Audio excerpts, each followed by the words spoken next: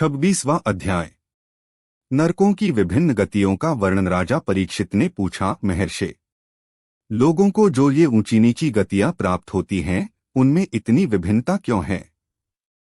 एक श्री सुखदेव जी ने कहा, राजन, कर्म करने वाले पुरुष सात्विक, राजस और तामस 3 प्रकार के होते हैं और उनकी श्रद्धाओं में भी भेद रहता है।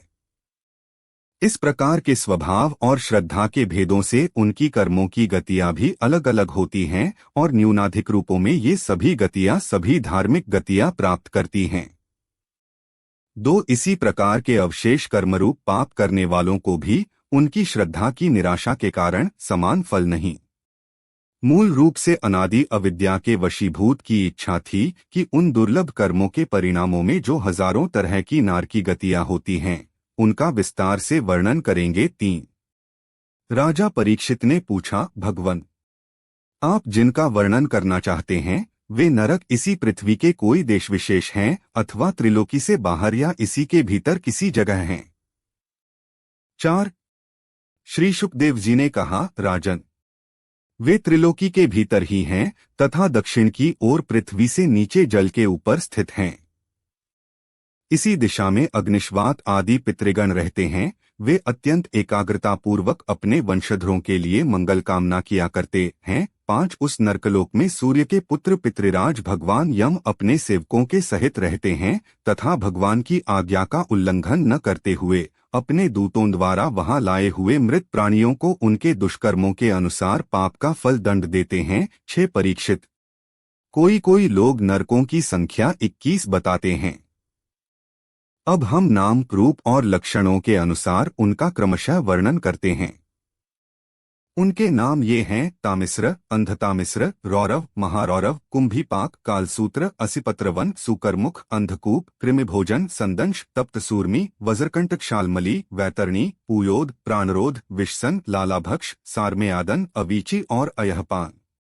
इनके सिवा क्षारकर्दम, रक्षोगण भोजन, शूलप्रोत, दंदशूक, अवट निरोधन, पर्यावर्तन, पंचम और सूची मुख्य 7 और मिलाकर कुल 28 नरक तरह तरह की यातनाओं को भोगने के स्थान हैं। 7 जो पुरुष दूसरों के धन, संतान अथवा स्त्रियों का हरण करता है, उसे अत्यंत भयानक यमदूत कालपाश में बांधकर बलात् तामिस्र नरक में गिरा देते हैं।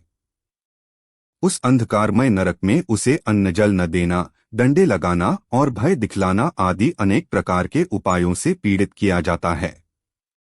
इससे अत्यंत दुखी होकर वह एकाएक मूर्छित हो जाता है। 8 इसी प्रकार जो पुरुष किसी दूसरे को धोखा देकर उसकी स्त्री आदि को भोगता है, वह अंधतामिस्र नरक में पड़ता है। वहां की यातनाओं में पड़कर वह जड़ से कटे हुए वृक्ष के समान वेदना के मारे सारी सुध बुध खो बैठता है और उसे कुछ भी नहीं सूझ पड़ता।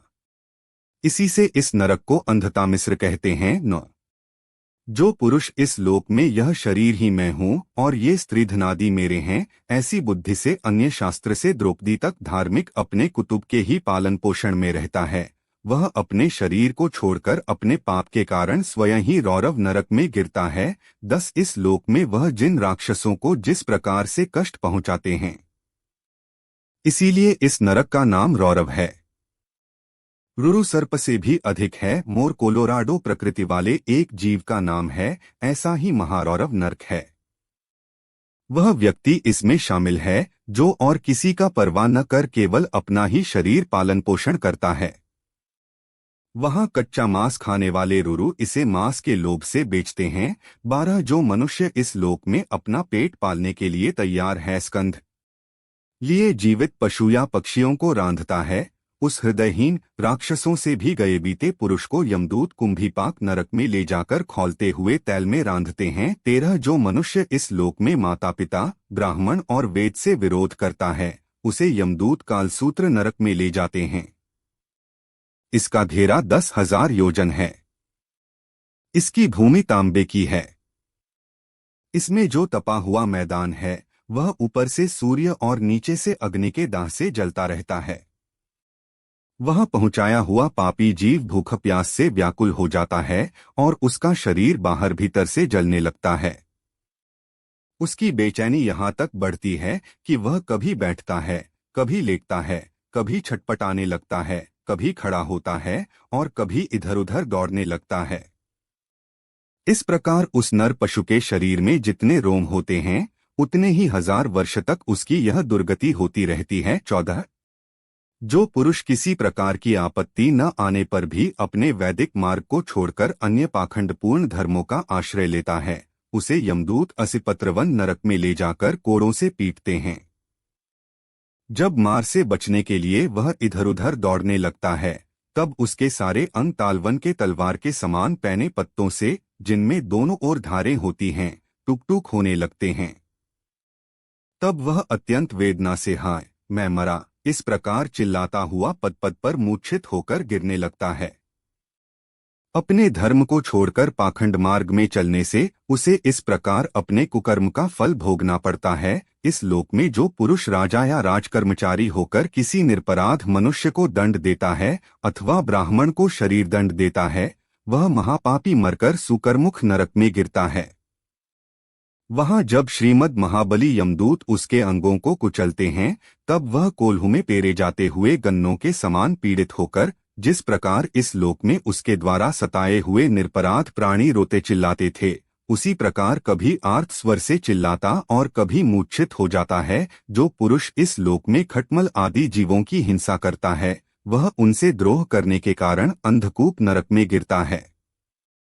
क्योंकि स्वयं भगवान ने ही रक्तपान आदि उनकी वृत्ति बना दी है और उन्हें उसके कारण दूसरों को कष्ट पहुंचने का ज्ञान भी नहीं है, किंतु मनुष्य की वृत्ति भगवान ने विधि निषेध पूर्वक बनाई है और उसे दूसरों के कष्ट का ज्ञान भी है।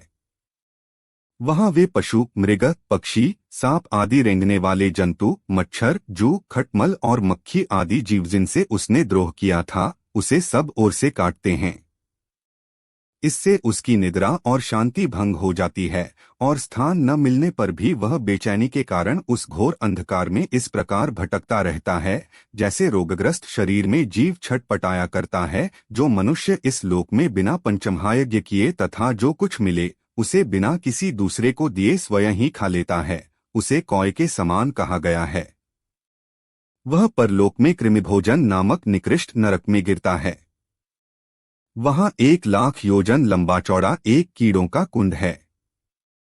उसी में उसे भी कीड़ा बनकर रहना पड़ता है और जब तक अपने पापों का प्रायश्चित न करने वाले उस पापी के बिना दिए और बिना हवन किए खाने के दोष का अच्छी तरह शोधन नहीं हो जाता, तब तक वह उसी में पड़ा कष्ट भोगता रहता है।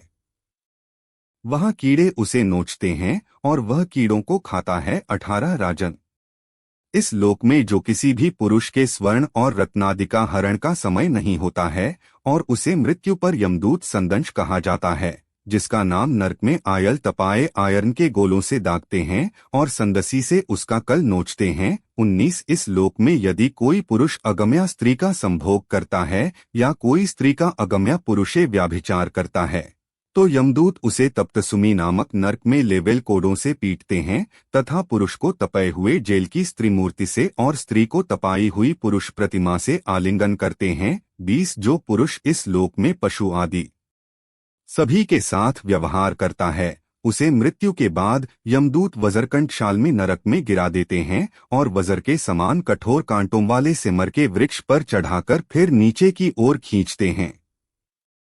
21 भगवत जो राजा या राजपुरुष इस लोक में श्रेष्ठ कुल में जन्म पाकर भी धर्म की मर्यादा का उच्छेद करते हैं, वे उस मर्यादातिक्रमण के कारण मरने पर वैतरणी नदी में पटके जाते हैं। यह नदी नरकों की खाई के समान है। उसमें मल, मूत्र, पीप, रक्त, केश, नख, हड्डी, चर्बी, मांस और मज्जा आदि गंदी चीजें भरी हुई हैं।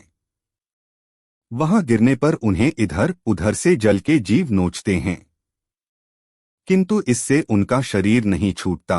पाप के कारण प्राण उसे वहन किए रहते हैं और वे उस दुर्गति को अपनी करनी का फल समझकर मन ही मन संतप्त होते रहते हैं। 22 जो लोग शौच और आचार के नियमों का परित्याग कर तथा लज्जा को तिलांजलि देकर इस लोक में शूद्राओं के साथ संबंध गांठकर पशुओं के समान आचरण करते हैं, वे भी मरने के बाद पीप, विष्ठा, मूत्र, कफ और मल से भरे हुए पुयोद नामक समुद्र में गिरकर उन अत्यंत घृणित